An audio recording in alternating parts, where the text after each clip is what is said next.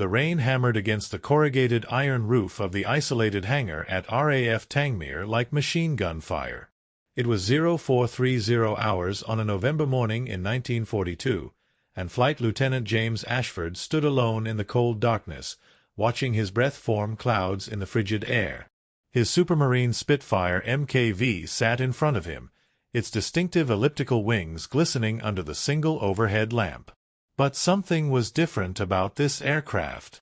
The usual squadron markings had been painted over with matte gray. No identification letters. No serial numbers. Nothing. Behind him, a door opened. Wing Commander Harrison stepped through, followed by two men Ashford had never seen before. They wore civilian clothes under RAF greatcoats, an oddity that immediately set his nerves on edge. No introductions were made. No names exchanged. Harrison's face was granite, his usual warmth completely absent. "What you're about to hear stays in this hangar," Harrison began, his voice barely above a whisper. "There will be no flight log, no mission report, no record whatsoever. If you don't return, we never sent you. If you do return and speak of this, you'll face charges of desertion and cowardice. Do you understand?" Ashford felt his throat tighten. He'd flown 43 combat missions over France. He'd faced Focke-Wulf 190s and survived. But this cold bureaucratic erasure of his existence, chilled him more than any dogfight ever had. "I understand, sir." One of the civilians unfolded a map on the Spitfire's wing. It showed the French coast near Dieppe, but there were markings Ashford didn't recognize. Red circles. Grid coordinates that seemed to lead inland, deep into occupied territory. "There's a facility here," the civilian said, pointing to a spot 30 miles southeast of Dieppe. "We believe the Germans are developing something. We need photographs. Close-range photographs. The PRU Spitfires can't get low enough without being detected." "You can. PRU birds are built for photo reconnaissance, sir," Ashford said carefully. "I'm a fighter pilot. My Spit's got cannons, not cameras." The second civilian smiled thinly. "Not anymore." He gestured toward the aircraft. "We've removed your 20mm cannons. Installed a modified f.24 camera in the fuselage. You'll fly at tree level. Under their radar. Get the photos. Get out." Ashford looked at his Spitfire, his weapon, his shield, now stripped of its teeth. "And if I encounter enemy aircraft?" "You run," Harrison said flatly. "You have no weapons. No backup. No rescue. You are a ghost." The weight of it settled on Ashford's shoulders like lead. This wasn't a combat mission. This was a suicide run disguised as reconnaissance. The Germans had flooded northern France with Luftwaffe units after Dieppe. The skies were crawling with fighters. And he'd be flying a neutered Spitfire at 50 feet, where one mistake meant instant death. "Weather's breaking in 2 hours," Harrison continued. "You'll cross the channel at wave-top height. Stay below 100 feet until you're past Dieppe. Then drop to 50. Follow this route." His finger traced a winding path through valleys and along ridgelines. "The facility is in a forest clearing. You'll have maybe 10 seconds to line up and shoot. Then you climb. Full throttle. Don't look back." Ashford studied the map. The route was insane. It threaded between known flak positions, skirted 2 Luftwaffe airfields, and required him to navigate by dead reckoning with zero margin for error. One wrong turn and he'd fly straight into a German gun battery. "What am I photographing?" he asked. The civilians exchanged glances. Harrison's jaw tightened. "Rockets," one of them finally said. "We think they're building rockets." The word hung in the cold air like a curse. Rockets. Not aircraft. Not tanks. Something new. Something terrifying. Something that could change the entire war. Ashford looked at his Spitfire again. Its Rolls-Royce Merlin engine ticked softly as it cooled, unaware that in less than 2 hours it would be screaming across hostile territory on a mission that didn't exist. He thought of his fiancée, Margaret, waiting for him in London. He'd promised her he'd be careful. He'd lied. When do I take off? 0630 hours. Alone. Radio silence throughout. If you're shot down over France, you're on your own. If you're captured, deny everything. As far as His Majesty's government is concerned, you stole that aircraft and deserted your post. Ashford felt a bitter laugh building in his chest, but swallowed it. This was war. The real war. Not the glory and medals. Not the propaganda films. This was the cold arithmetic of survival, where men were erased from existence because the truth was too dangerous to acknowledge. The civilians left without another word. Harrison remained, his eyes fixed on the young pilot. "James," he said quietly, using Ashford's first name for the first time in months. "If there was another way." "There isn't, sir." Harrison nodded slowly. "May God go with you. He'll have to fly fast to keep up." The wing commander almost smiled. Then he turned and walked out, leaving Ashford alone with his ghost aircraft and the sound of rain that seemed to whisper, "You will not return. You will not return. You will not return." But Ashford climbed into the cockpit anyway. Because that's what pilots did. They flew. Even when the mission didn't exist. Even when they were already dead. The Spitfire's Merlin engine roared to life at precisely 0625 hours, shattering the pre-dawn silence of RAF Tangmere. Ashford ran through his checks with mechanical precision, trying not to think about the emptiness where his cannon buttons used to be. The control column felt wrong without the familiar weight of ammunition. He was flying a fighter that couldn't fight. A predator without claws. The ground crew, just 2 men, both sworn to secrecy, pulled away the chocks. No salutes. No waves. They simply melted back into the darkness as if they'd never been there. Ashford pushed the throttle forward and felt the Spitfire surge ahead, its tail lifting as speed built. The runway lights were off. He was taking off in near-total darkness, guided only by instinct and the faint gray line where the tarmac met the grass. 50 knots. 70. 90. The stick eased back. The rumbling stopped. He was airborne. Ashford kept the climb shallow, barely 100 feet, and turned southeast toward the channel. Below him, the English countryside slept, unaware that somewhere above them, a ghost was heading toward occupied France. The clouds were low and thick, perfect cover, but also perfect disorientation. He checked his compass. 142 degrees. The French coast lay 60 miles ahead across dark, hostile water. The altimeter read 80 feet when he crossed the shoreline. The white cliffs of England disappeared behind him, and suddenly there was nothing but gray sea, gray sky, gray future. The Spitfire shuddered through turbulent air, and Ashford fought to maintain altitude. Too low and a wave could clip his propeller. Too high and German radar would paint him as a target. His gloved hands were steady on the controls, but his mind raced. What if the intelligence was wrong? What if the facility had moved?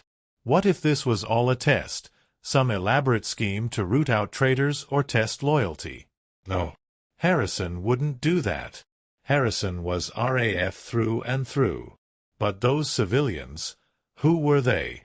Me-6? Special Operations Executive? Someone else entirely? It didn't matter. The French coast emerged from the mist like a dark scar on the horizon. Ashford dropped to 50 feet. The Spitfire screamed across the water now, its propeller almost kissing the wave tops. Salt spray misted his canopy. He could see individual whitecaps racing beneath him, close enough to touch. His heart hammered against his ribs. This was lower than he'd ever flown, lower than training, lower than sanity. One mechanical failure, one moment of inattention, and he'd cartwheel into the channel and disappear forever. The coastline rushed toward him. Not the famous cliffs, but a low, rocky beach studded with German fortifications. Ashford could see the angular concrete bunkers, the gun emplacements, the observation posts. Were they tracking him? Did they see the dark shape skimming the water? Was someone reaching for a telephone right now, alerting the Luftwaffe? He crossed the beach at 320 miles per hour. Trees exploded on either side of him. He was over land now, threading through a valley so narrow his wingtips seemed to brush the slopes. The map was strapped to his knee, but he couldn't look down. Navigation was by memory now, by feel.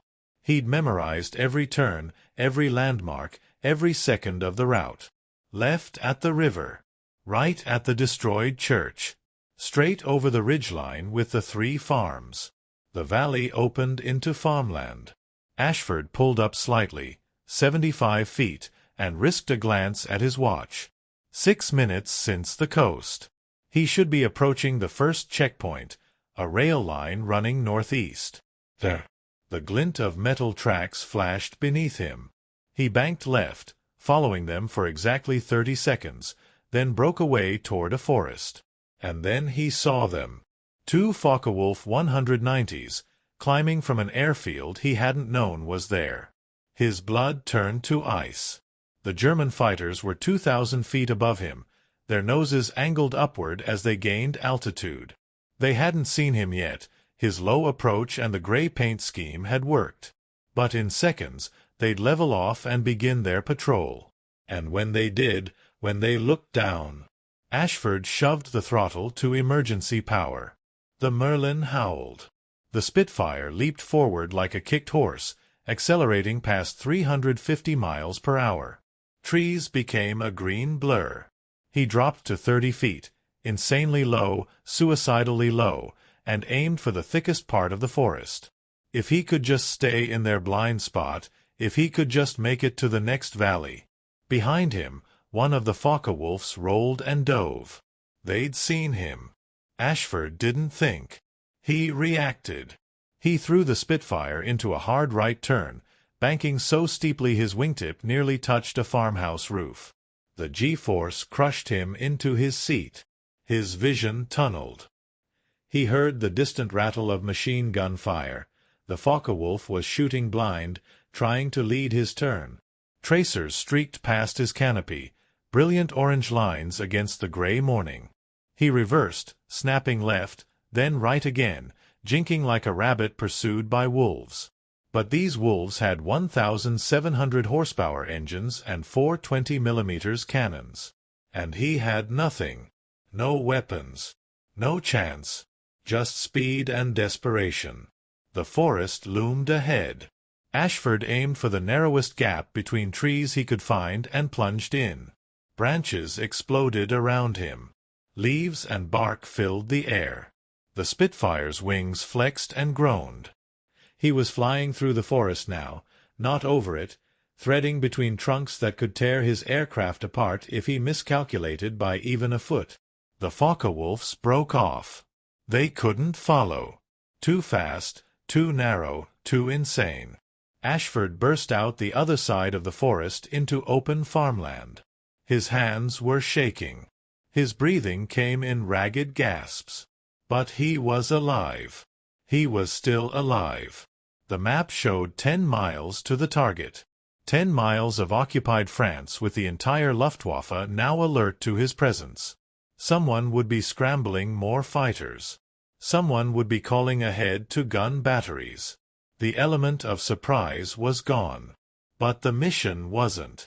Ashford checked his heading, corrected 2 degrees east, and pushed the throttle forward again.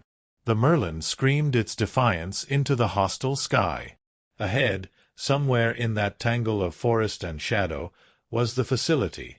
The rockets. The reason he'd been erased from existence. He'd come too far to turn back now. The valley narrowed like the barrel of a gun, funneling Ashford toward coordinates he could no longer verify. His map was useless now. blood pumping too hard, hands gripping the stick too tight, eyes scanning too frantically for the next threat. He was navigating by dead reckoning and desperation, following a river that snaked through dense forest exactly as the briefing had described. Then the forest opened, and he saw it.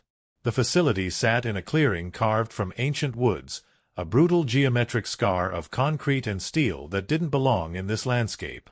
Long, low buildings radiated from a central structure like spokes on a wheel. But what froze Ashford's breath in his throat were the shapes behind them. Cylindrical, massive, pointed at the sky. Rockets. Dozens of them. Some stood vertical on launch platforms. Others lay horizontal on transport trailers. They were at least 40 feet long, maybe more, painted in camouflage that made them blend with the shadows. Around them, ant-like figures in German uniforms moved with purpose. Scientists, engineers, soldiers, all working on something that looked like it had been pulled from a science fiction novel. Ashford had 5 seconds to line up the shot. He dropped to 20 feet, so low his propeller wash bent the grass. The facility grew in his windscreen with terrifying speed. He could see faces now, looking up, mouths opening in surprise and alarm. Someone pointed. Someone ran. Someone reached for a telephone. 3 seconds. His thumb found the camera trigger, a modified button where his cannon fire used to be. But he had to get closer. The f.24 camera needed altitude and angle to capture usable intelligence. He pulled back on the stick, climbing to 150 feet, exposing himself to every weapon in the compound. 2 seconds. The first flak burst erupted beside his left wing, a black flower of smoke and shrapnel that rocked the Spitfire sideways. Another burst ahead. Another behind. The Germans weren't using their heavy guns. They didn't have time to train them. This was light flak, 20 millimeters and 37 millimeters, fired in desperation by crews who'd been caught completely off guard. 1 second. Ashford pressed the trigger. The camera clicked rapid fire, its mechanical shutter capturing frame after frame as he roared over the facility at 340 miles per hour. He saw everything in that frozen moment. The rockets with their strange fins and markings, the fuel trucks parked in neat rows, the reinforced bunkers with their armored doors, the rail spur that connected the facility to the outside world, the faces of men who'd thought they were safe behind miles of occupied territory. Then he was past, climbing hard, twisting left to clear the tree line. And the world exploded. Something hit his Spitfire with the force of a sledgehammer. The cockpit filled with smoke. Metal shrieked. The control stick wrenched in his hands, trying to throw him into a spin. Alarms blared, oil pressure dropping, coolant temperature rising, the Merlin engine coughing and sputtering. He'd been hit. Direct hit. One of the flak shells had clipped his starboard wing. Ashford fought for control, shoving the stick forward to prevent a stall. The Spitfire responded sluggishly, as if moving through water. He glanced at his wing and felt his stomach drop. A jagged hole the size of a dinner plate gaped in the wing's leading edge, just forward of the aileron. Hydraulic fluid streamed out, misting in the slipstream. The aileron itself was hanging at an odd angle, damaged but not destroyed. Behind him, the facility erupted in chaos. He could see vehicles racing toward the clearing's edge, men scrambling for cover, and, God help him, one of the rockets tipping slowly on its launch platform, whether from damage or panic he couldn't tell. More flak bursts bracketed his climb. Tracers stitched the air around him in glowing webs. The Germans were fully alert now, pouring fire upward from every weapon they had. Ashford stood the Spitfire on its tail, pulling maximum climb angle, the damaged wing screaming in protest. 500 feet. 1,000 feet. 1,500. The engine temperature was redlining. Oil spattered across his windscreen, thick and black. He had minutes, maybe less, before the Merlin seized completely. Then he saw them again. The Focke-Wulfs. 3 of them this time, not 2. They'd been vectored to his position by ground observers, and now they were diving on him from 5,000 feet, their radial engines howling, their cannons already firing. Tracer rounds curved down like falling stars. Ashford did the only thing he could. He dove. The Spitfire fell out of the sky like a stone, plummeting toward the forest at terminal velocity. The airspeed indicator spun past 450 miles per hour. The wings flexed and groaned. The damaged aileron vibrated so violently he thought it might tear off completely. But the dive bought him speed, precious life-saving speed that the pursuing Focke-Wulfs couldn't match without risking structural failure. 2,000 feet. 1,000 feet. 500 feet. He pulled back on the stick with both hands. The G-force crushed him into his seat. His vision went gray, then tunneled to a pinpoint. Blood drained from his head. He heard himself grunting, forcing oxygen into his lungs, fighting to stay conscious. The Spitfire leveled off at 100 feet. The Focke-Wulfs overshot, unable to follow his insane recovery. But they'd be back. They'd climb, reposition, and come at him again. And again. Until his fuel ran out or his engine died or their cannons found their mark. Ashford turned west. Toward the Channel. Toward England. Toward home. But home was 90 miles away through hostile airspace in a dying aircraft. The engine was running rough now, misfiring every few seconds. The oil pressure gauge read 0. Coolant temperature was off the scale. He could smell burning oil, burning metal, burning time. The damaged wing was making the Spitfire fly crooked, pulling constantly to starboard. He had to hold left aileron just to maintain straight flight, and his arm was already burning with fatigue. Every minute was a battle. Every mile was a victory. The Focke-Wulfs circled above him like vultures, waiting for the inevitable moment when his engine would quit and he'd have to ditch or bail out. They didn't even bother attacking anymore. Why waste ammunition on a dead man? But Ashford wasn't dead. Not yet. He coaxed the dying Merlin forward, nursing the throttle, whispering promises to machinery that couldn't hear him. Just a little farther. Just stay together. Just get me to the coast. The French countryside crawled beneath him at agonizing speed. Every farmhouse, every village, every river seemed to take an eternity to pass. The sun was rising now, burning through the clouds, exposing him to every observer for miles around. He could see Germans below, pointing upward at the smoking British fighter. Someone would be calling ahead. Someone would be positioning guns along his route.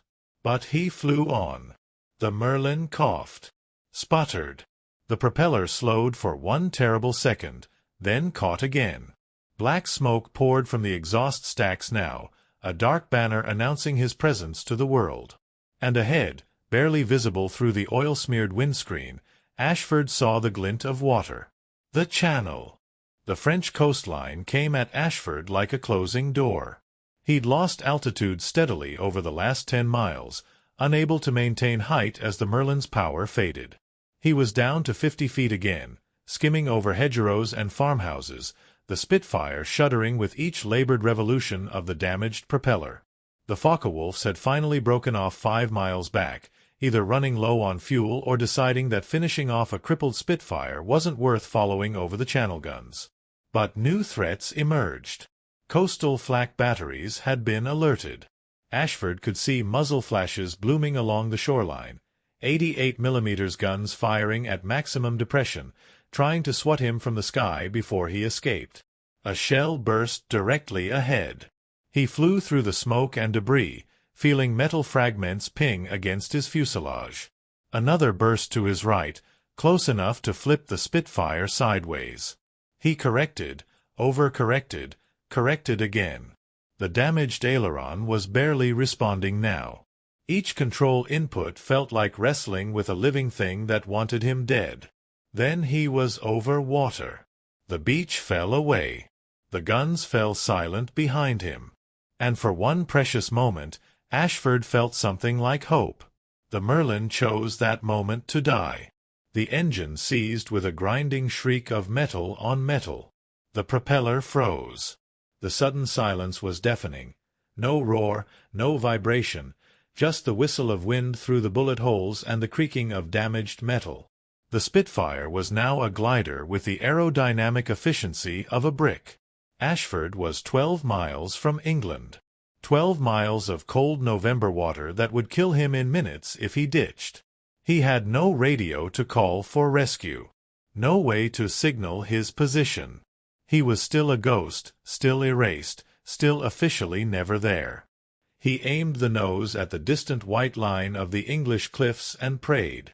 The Spitfire descended at 500 feet per minute. He could feel it sinking beneath him like a dying animal. 8 miles. 7. The altimeter unwound steadily. 2,000 feet. 1,500. 1,000. His hands never left the controls. He trimmed for best glide speed, 120 miles per hour, and held it with the precision of a man who knew that 2 miles per hour too fast or too slow meant the difference between making land and dying in the channel. 5 miles. 600 feet. He could see waves now. Individual whitecaps. The gray-green water looked thick and cold and utterly merciless. He thought of Margaret. Wondered if she'd ever know what happened to him. Wondered if she'd believe the official story, that he'd deserted, stolen an aircraft, disappeared like a coward. 4 miles. 400 feet. The cliffs were visible now, rising white from the water. Beautiful. Solid. So close. But not close enough. The math was brutal and unyielding. He had altitude for 3 miles, maybe 3.5 if he caught an updraft. 3 miles. 200 feet. The water rushed up to meet him. He could see his reflection in it now, distorted and dark. The Spitfire's shadow raced beneath him, growing larger, more distinct. He was going to ditch. There was no avoiding it. But if he could just get a little closer, if the air-sea rescue boats happened to be nearby. 2 miles. 100 feet. And then, impossibly, he felt it. A thermal rising from the sun-warmed cliffs. Updraft. Warm air pushing up against cold, creating lift where there should be none. The Spitfire's sink rate slowed. The altimeter steadied at 80 feet. 1 mile. 80 feet. He could see people on the cliff tops now. Tiny figures pointing at the smoking Spitfire. Was that the Coast Guard? Air raid spotters? He didn't care. They were British. They were home. Half a mile. 70 feet. The cliff face filled his windscreen. He was going to hit it. He was too low, too slow, too damaged. The updraft wasn't enough.